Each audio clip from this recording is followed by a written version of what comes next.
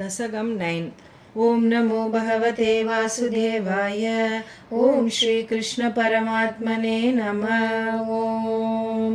स्थितः स कमलोद्भवस्तव हि नाभिपङ्केरुहे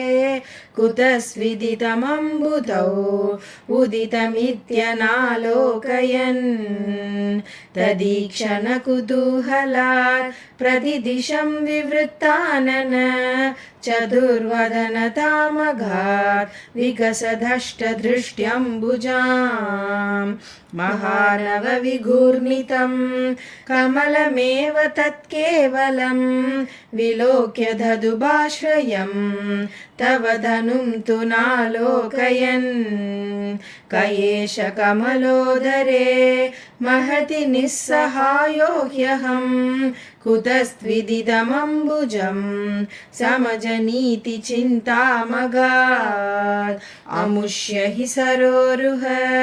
किमपि कारणं सम्भवेत् इति स्म कृतनिश्चय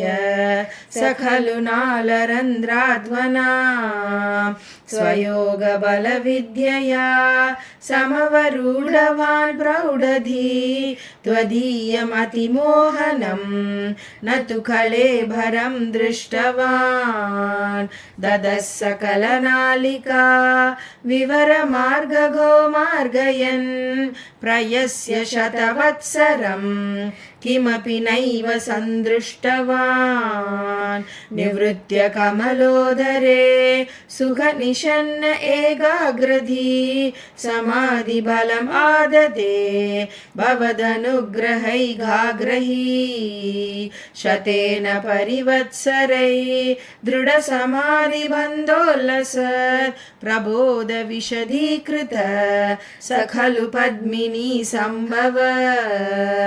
अदृष्टचरम् अद्भुतं तव हि रूपम् अन्तर्दृशा व्यचष्ट परिदुष्टधी भुजगभोगभागाश्रयम् किरीटमकुटोल्लसत् कटकहारकेयूरयुं मणिस्फुरितमेखलं सुपरिवीतपीताम्बरम् कलाय कुसुमप्रभं गलदलोल्लसत्कौस्तुभं वपुस्तदयि भावये कमलजन्मने दर्शितम् श्रुतिप्रकरदर्शित प्रचुरवैभव श्रीपते हरे जय जय प्रभो पदमुपैक्षि दृशो कुरुष्व धियम् आशु मे भवन निर्मिदौ कर्मणा इति द्रुहिण वर्णित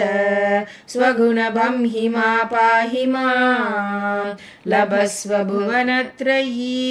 रचन दक्षताम् अक्षतां गृहाणमदनुग्रहं कुरु तपश्च भूयो विधे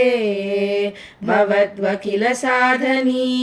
मयि च भक्तिरत्युत्कटेत् उदीर्य गिरमादधा